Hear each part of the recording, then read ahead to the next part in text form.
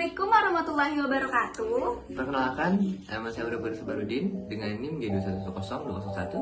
Saya Putri Aisyah Adedia dengan NIM G211558 dari kelompok 10 dengan prodi Sains Komunikasi kelas sore. Video ini diperuntukkan sebagai penugasan nilai ujian akhir semester mata kuliah Sistem Politik Indonesia dengan dosen mampu Dr. Andes Muhammad Yusuf Gustudus Gurisaran, MSI.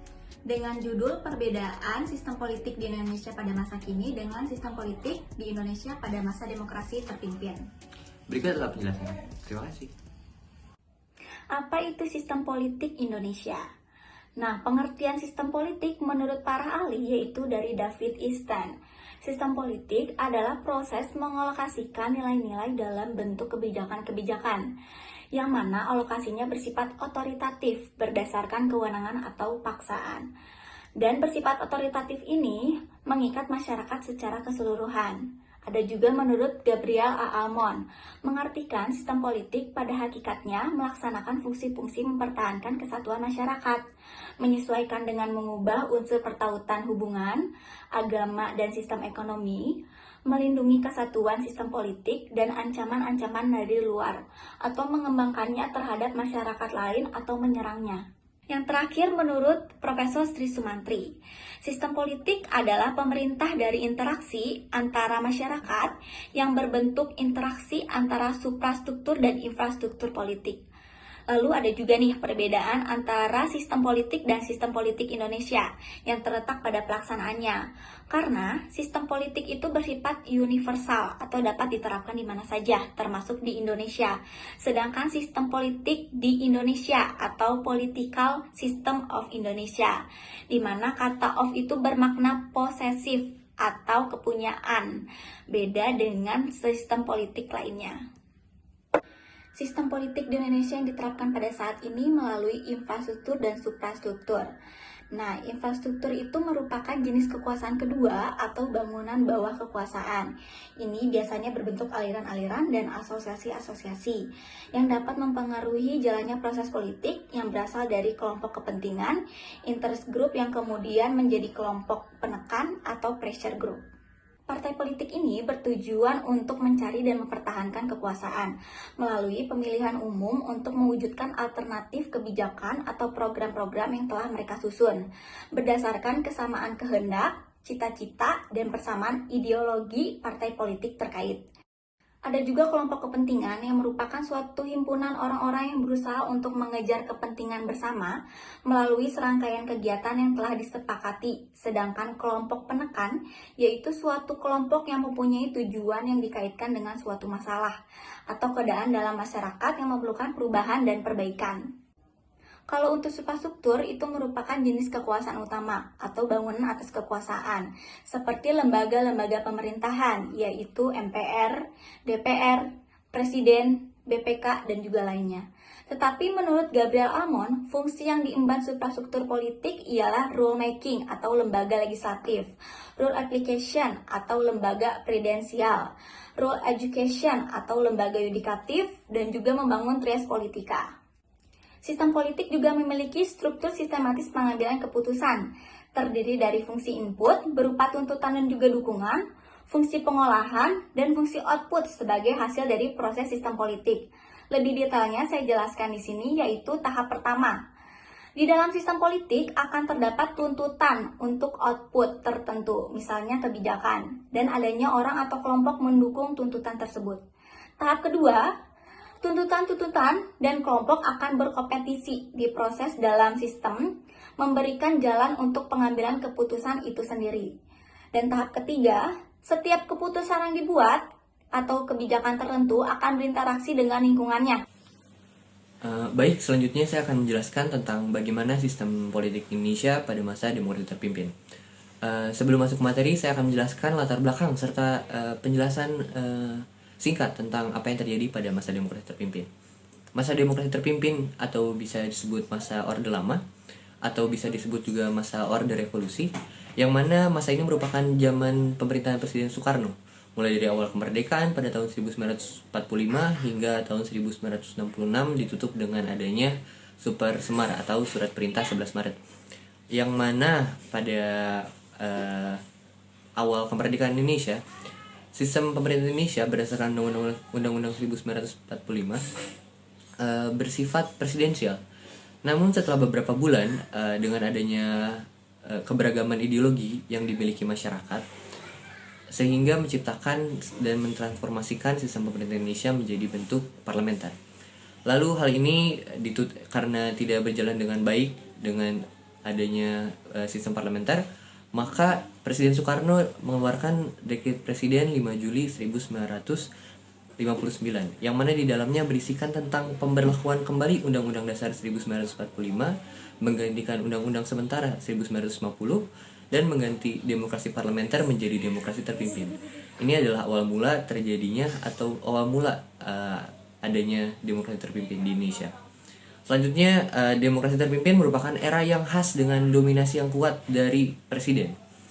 Terbatasnya peranan partai politik, berkembangnya pengaruh komunis yang berdasar dari asas nasakom atau nasionalis, agama, dan komunis, yang mana tiga hal ini merepresentasikan tiga partai besar, yaitu nasionalis dari PNI dan agama dari NU serta komunis dari PKI atau Partai Komunis Indonesia. Dan juga meluasnya peranan ABRI yang tidak hanya di militer tetapi juga turut serta dalam kegiatan sosial politik. Pada masa ini banyak adanya pro kontra dikarenakan tindakan-tindakan serta kebijakan-kebijakan yang tidak sesuai dengan Undang-Undang Dasar. Contohnya, Presiden Soekarno mengubah konsep Pancasila menjadi nasakom atau nasionalis agama komunis yang tadi telah disampaikan. Dan juga ada kebijakan lain pada 1960, Presiden Soekarno membubarkan DPR dari hasil pemilu tahun 1955. Padahal dalam konsep Undang-Undang Dasar 1945 dijelaskan bahwa Presiden tidak memiliki wewenang terhadap kebijakan tersebut dan kedudukan DPR dan Presiden pada saat itu sama, sehingga keduanya tidak berhak atau tidak memiliki wewenang untuk membubarkan satu sama lain. Yang ketiga, Presiden juga pernah melakukan pemilihan anggota DPAS atau Dewan Pertimbangan Agung Sementara, yang mana tugasnya adalah memberi jawaban atas pertanyaan Presiden dan memberi usulan kepada pemerintah. Sedangkan di sini Presiden sendiri yang memilihnya. Selanjutnya juga adanya pengangkatan Soekarno sebagai pemimpin besar Revolusi Indonesia dan Presiden seumur hidup yang dituangkan dalam TAP MPRS tahun 1963. Yang mana hal ini tentu bertentangan dengan Undang-Undang Dasar dan Pancasila, yang mana Presiden seumur hidup tidak sesuai dengan hal tersebut. Dan juga adanya kebijakan Presiden Soekarno membentuk MPRS atau Majelis Permusyawaratan Rakyat Sementara, padahal seharusnya MPRS dipilih melalui pemilihan umum atau pemilu yang sudah diatur dalam Undang-Undang Dasar 1945. Hal ini tentu menyebabkan penyelewengan dari fungsi trias politika.